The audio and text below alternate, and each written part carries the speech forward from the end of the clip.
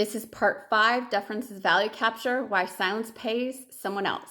Hi, my name is Sarah Trumbull. I'm the founder and CEO of the Job Applicant Perspective, the first anonymous user reviews for job ads across the US. It's the level of go-to-market funding, and I'm editing an upcoming blog. I've changed it a bit, and I want to try it. I'm on institution number 3. I'm talking about how shame protects the myth of the obviously non-neutral talent platform. To be clear, I'm not arguing that any of these institutions are blind only because of this.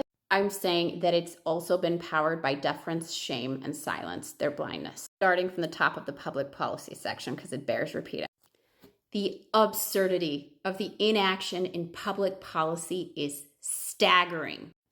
By any basic check from the Department of Labor or the Bureau of Labor and Statistics, or any of their state agencies that are affiliated, the online labor market is clearly the world's largest and most technologically advanced magic claw machine. It profits the longer the 160 million unpaid users driving all of its value fail to find what they seek while openly marketing psychological shame for the privilege. I cannot recall the last time I have seen such an error in public policy and behavior, and I've seen a lot lately. But the ramifications here impact all of the others.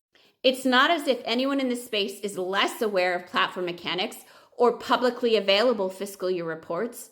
The level of obligation to do right by 160 million of Americans is obviously in public policy. The SEC would shut this nonsense down by tomorrow. You need not trust me or even do the work yourself. Ask any of the AIs or hire a consultant. Everyone can tell the market is and has been inverted since it went online. How is this ever going to end? Outside of the moral implications of such a lapse in judgment, a functioning national economy relies on a functioning labor market, which relies on a functioning job market.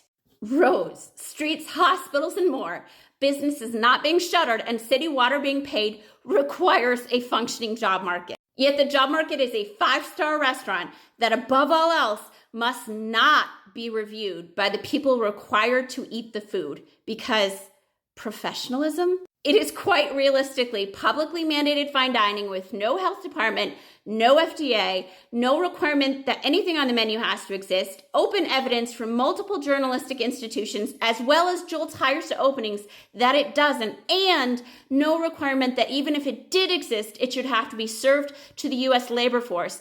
And this is the economic foundation we are resting the economy on. There really aren't enough question marks to illustrate the mass error in judgment.